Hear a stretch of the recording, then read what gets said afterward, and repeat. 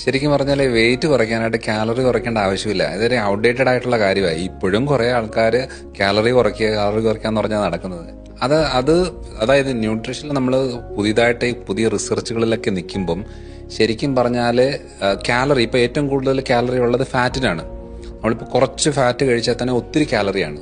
അപ്പം അത്രയും കാലറി കാർബോഹൈഡ്രേറ്റിന് കാണത്തൊന്നുമില്ല. അതായത് അരിയും ദോശയും ഇഡ്ഡലിയോ അങ്ങനത്തെ കാര്യങ്ങളിലൊന്നും അധികമില്ല, അതായത് ഫാറ്റിനെ കമ്പയർ ചെയ്യുമ്പം. അപ്പം നമ്മൾ നോക്കുമ്പം കാലറി കുറയ്ക്കാൻ നോക്കിക്കഴിഞ്ഞാൽ അത് ശരിയല്ല. ഏറ്റവും ഹയസ്റ്റ് കാലറി ഉള്ളത് ശരിക്കും പറഞ്ഞാൽ ഫാറ്റിനാണ്. പിന്നെയാണ് നമ്മുടെ ഈ പറയുന്ന കാർബ്സിനും പ്രോട്ടീനും ഒക്കെ ആയിട്ട് ഉള്ളത്. അപ്പം ഞാൻ ഏറ്റവും കൂടുതൽ പറയുന്നത് നമ്മുടെ ബോഡിക്ക് ഏറ്റവും ആവശ്യമുള്ളത് ഫാറ്റാണ്. നല്ല കാലറി ഫാറ്റ് കഴിച്ചു കഴിഞ്ഞാൽ നമ്മൾ ഏറ്റവും കൂടുതലായിട്ട് കുറയ്ക്കേണ്ട സാധനം എന്ന് പറയുന്നത് ഫാറ്റായിട്ട് കൺവേർട്ട് ആകുന്ന കാര്യങ്ങളാണ്. ഫാറ്റായിട്ട് കൺവേർട്ട് ആകുന്നതാണ് ഏറ്റവും കൂടുതൽ കാർബോഹൈഡ്രേറ്റ് എന്ന് പറയുന്നത്. അതായത് അരി, ഗോതമ്പ്, കിഴങ്ങ് വർഗ്ഗങ്ങൾ, മധുരം, ബേക്കറി, പിന്നെ മദ്യം, ഈ പറയുന്ന കാര്യങ്ങളെല്ലാം ഉള്ളിൽ ചെന്ന് കഴിഞ്ഞാൽ അത് ഫാറ്റായിട്ട് കൺവേർട്ട് ആകുന്നത്. അപ്പോൾ ഇത് മൊത്തം ലിവറിനകത്ത് അടിഞ്ഞുകൂടും, രക്തക്കൊള്ളിൽ അടിഞ്ഞുകൂടും, അതേപോലെ സ്കിന്നിന് താഴെ അടിഞ്ഞുകൂടും, അതായത് എഡിപ്പോസ് ടിഷ്യൂ എന്ന് പറയും, വിസറൽ ഫാറ്റ്, ഓർഗൻസിന്റെ ചുറ്റിനെല്ലാം അടിഞ്ഞുകൂടും. ഇതൊക്കെ അടിഞ്ഞുകൂടുന്നതാണ്. അപ്പം നമ്മൾ എന്താണ് വെയിറ്റ് കുറയ്ക്കാനായിട്ട് എന്താ ചെയ്യേണ്ടത്? കാലറി കുറയ്ക്കുകയല്ല, കാർബോഹൈഡ്രേറ്റ് ആണ് കുറയ്ക്കേണ്ടത്.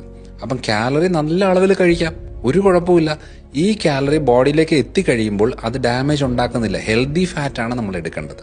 അപ്പം നമുക്കൊരു കൺഫ്യൂഷൻ, ഈ മുട്ടയുടെ മഞ്ഞ കഴിച്ചാൽ കൊളസ്ട്രോൾ ഉണ്ടാവത്തില്ലേ, അല്ലെങ്കിൽ നമ്മുടെ എന്താ പറയുക എണ്ണ കഴിച്ച പ്രശ്നമല്ലേ, വെണ്ണ കഴിച്ച പ്രശ്നമല്ലേ?